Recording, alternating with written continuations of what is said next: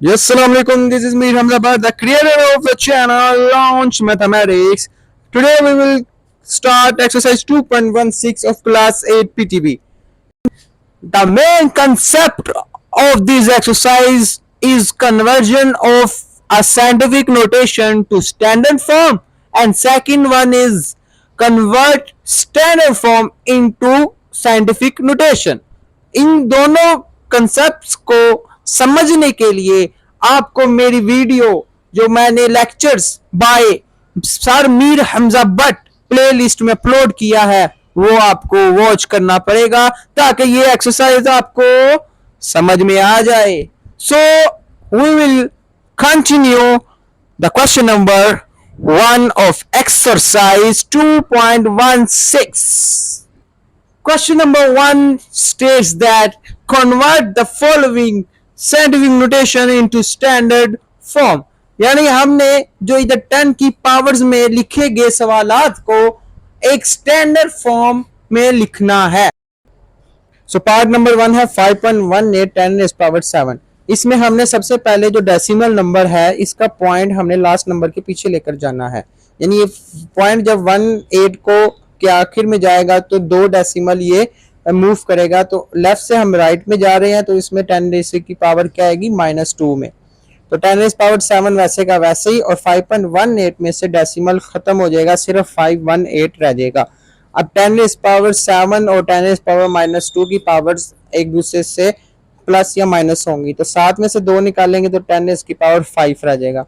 10 rays की power 5 का मतलब है कि 5 0 518 के साथ लगेंगे. तो पार्ट 2 देखें, उसमें है 9.203 10 रेज़ पावर -10.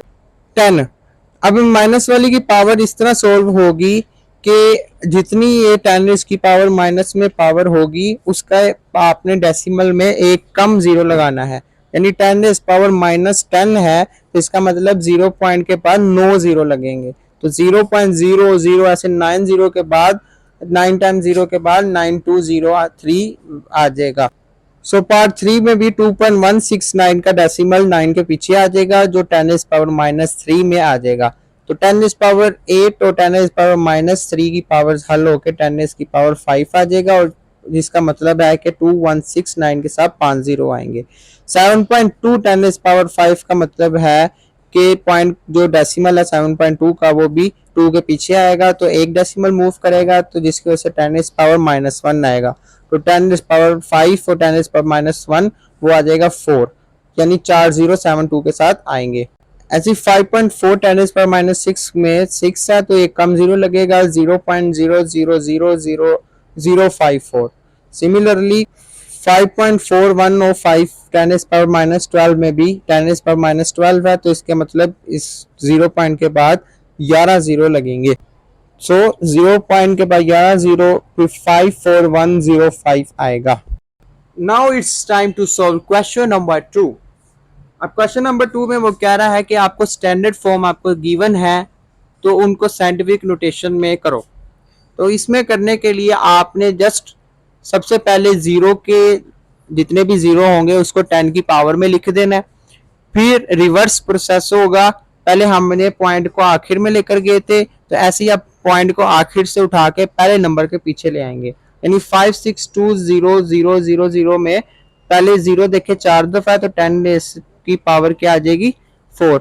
अब आपने 562 में 2 के पीछे डेसिमल है तो वो आपने उठा के 5 के पीछे ले आना है, तो आप 2 टाइम्स मूव करेंगे, मतलब डेसिमल मूव करवाएंगे, तो 5.62 10 रेज़ पावर 4 आ जाएगा, जो जिनकी पावर क्या हो जाएगी प्लस हो जाएगी. यानी 5.62 multiply by 10 raise to power 2 multiply by 10 raise power 4 equals to 5.62 10 raise power 6 आ जाएगा.